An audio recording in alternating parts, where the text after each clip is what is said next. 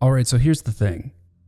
You know, your favorite trail, popular or not, wherever it is, it has a story. But this isn't a PSA about the United States Park Service. It's the story behind the story about this mountain and the history caught between it all. The trail didn't just happen. It was lived and played an integral part in defining the course of westward expansion. To understand how it got from that to this, which long eclipses all of that, there's a thread linking it together, a through line. But how did the trail actually get there? Well, for starters, people drew lines in the dirt, then borders jumped nations, and they still wanted more after that.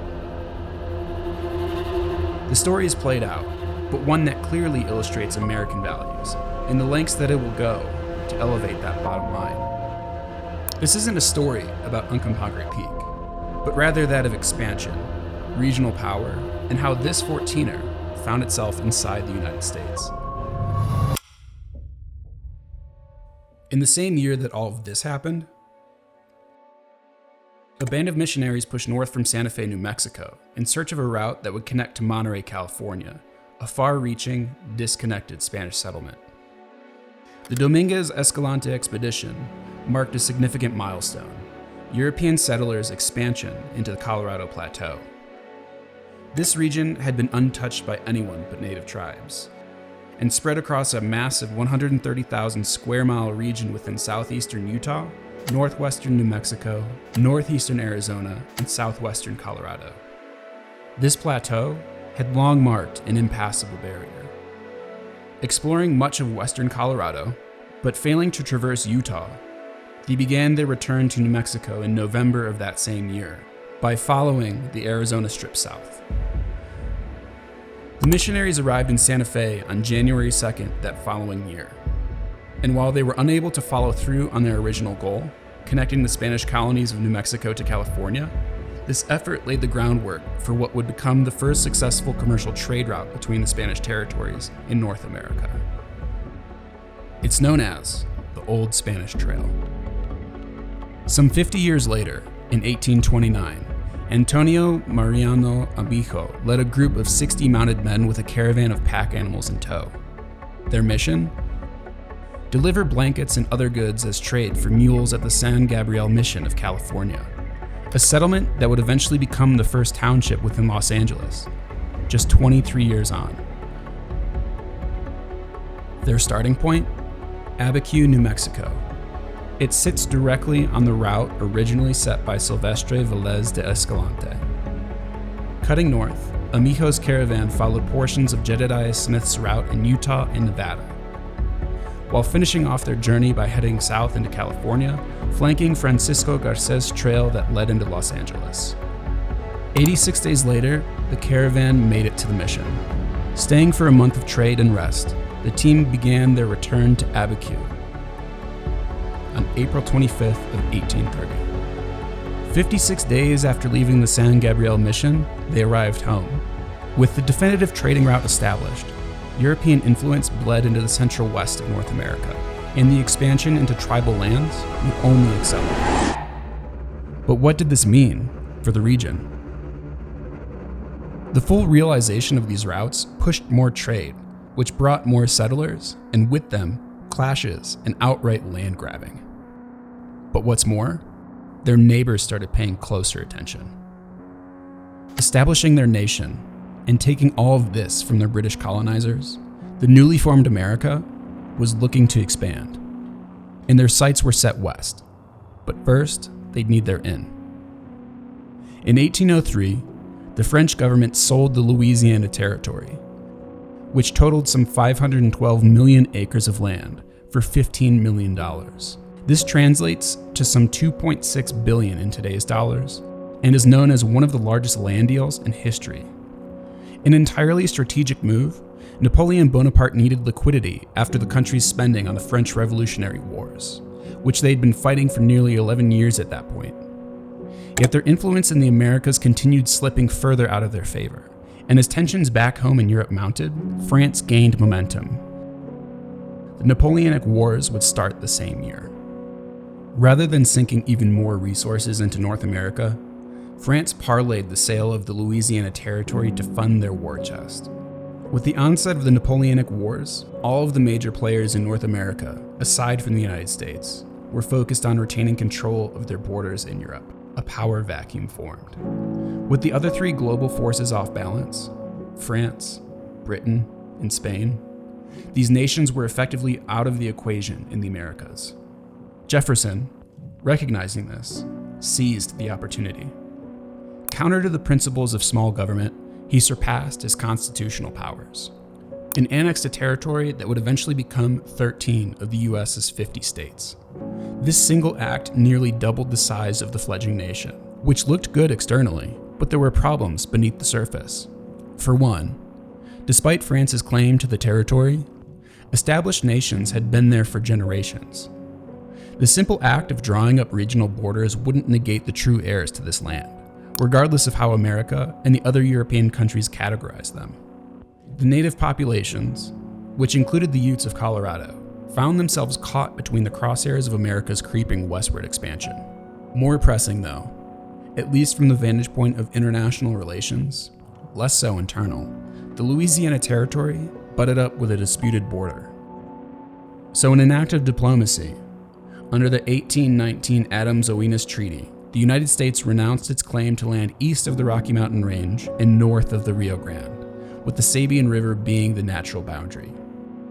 2 years later, though, that Spanish settlement gained independence and became the nation of Mexico, and held firm that the Nuez River was the actual boundary. Not keen on relinquishing control of the region, which would later be discovered to be rich in gold and silver, the Mexican government wasn't going to just give it up. 24 years later, unrest in the state of Coahuila y Tejas of Mexico came to a boiling point in the form of the Texas Revolution, which ceded to form the Republic of Texas. They gained independence from Mexico on April 21st of 1836, after the imprisonment of Mexican President General Antonio Lopez de Santa Anna. On paper, the Republic of Texas was a sovereign nation, but the fighting continued well into the 1840s as Mexico's Congress refused to recognize their former land's independence. However, the United States did recognize the Republic as independent from Mexico, but they were unwilling to annex the nation outright. A decade later, on December 29th of 1845, Texas was admitted into the Union, marking it the 28th state. With this single act, the United States was put in a position to recognize the ongoing border dispute, which ignited into a full-blown conflict with Mexico. The Mexican-American War ended with America gaining 55% of the territories previously settled by the Spanish, which had been surrendered to Mexico in 1821. These lands, now within the American border, but very much not under their control, further imposed on native nations' land, not to mention including Uncompahgre Peak. But there was a new predicament. What were the Americans to do with a mass of land that had little in the way of settlements? Well, they'd explore it, but after all of this. Some 8 years prior to the Civil War, in 1853, with the help of Secretary of War Jefferson Davis, Congress passed the Pacific Railroad Bill. Apart from caravans, America didn't have an efficient way to push westward, so the act would be a means for the United States to, quote, ascertain the most practical and economical route for a railroad from the Mississippi River to the Pacific Ocean. Undoubtedly, the war between the Confederacy and the Union put a hold onto these plans, but only for a year. In 1862, Abraham Lincoln signed, quote, an act to aid in the construction of a railroad and telegraph line from the Mississippi River to the Pacific Ocean, and to secure to the government the use of the same for postal, military, and other purposes. It was quickly abbreviated to the Pacific Railroad Act. This war measure solidified Union supply lines, alongside an improvement in communications by covering the installation costs of telegraph lines, a state-of-the-art technology.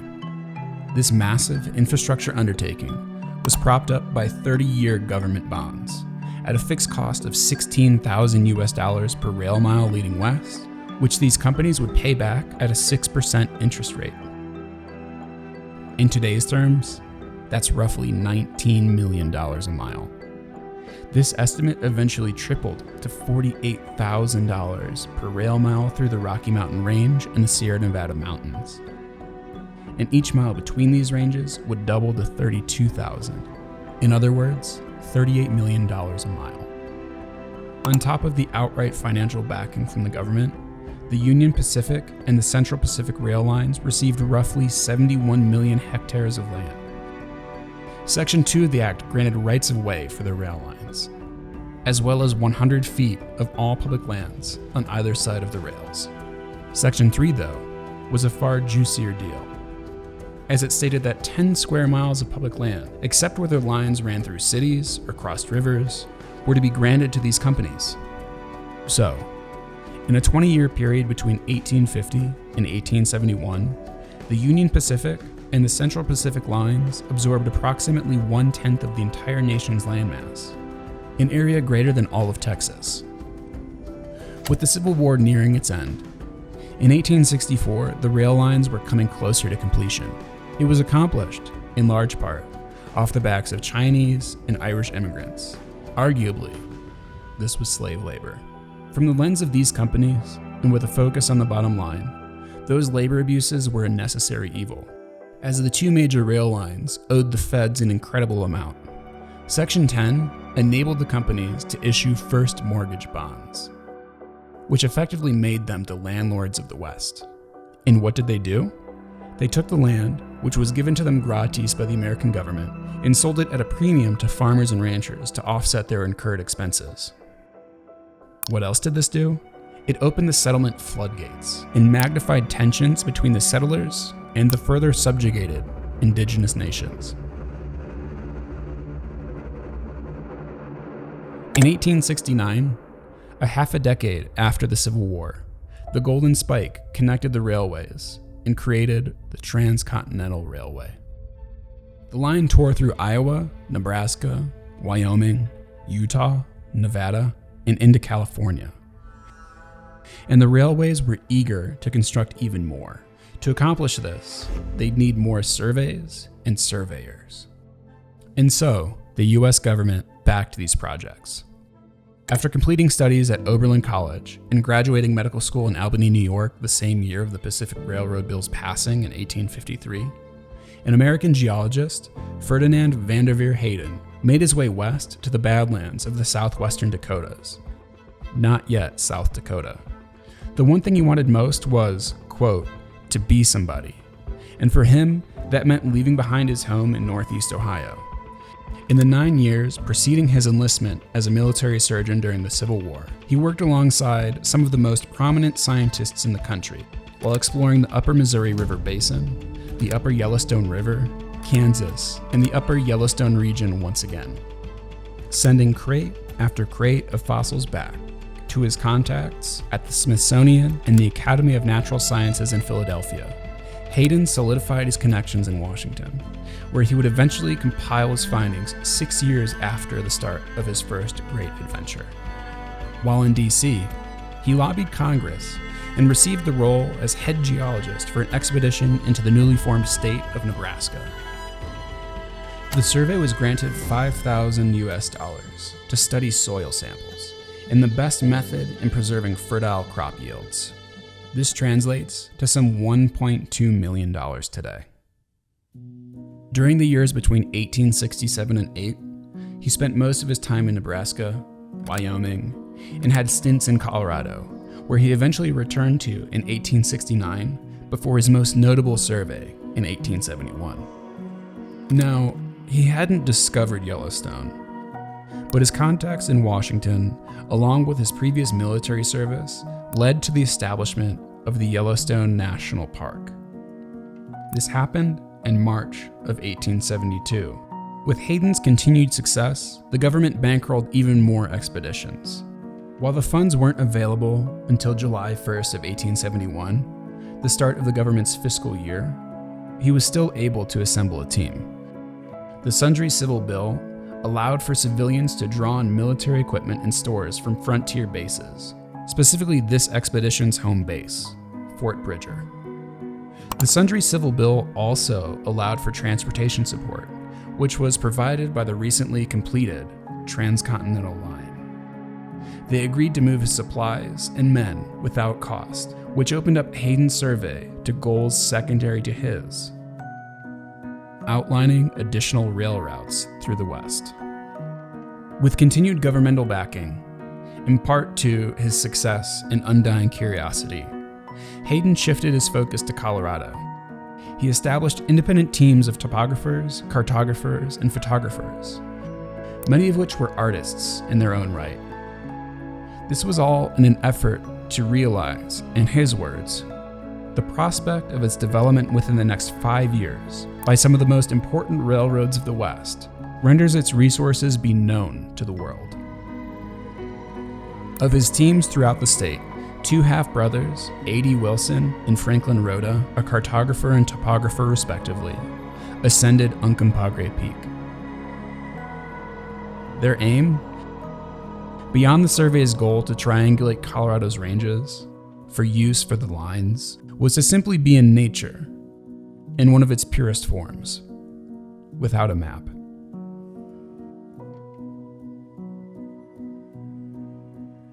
If you're anything like Trailsense, and you enjoy learning about the contextual history behind some of the world's most beautiful routes, support us through patreon.com at patreon.com/trailsense. That's patreon.com/TRAILSENSE.com, or visit our affiliate links in the description.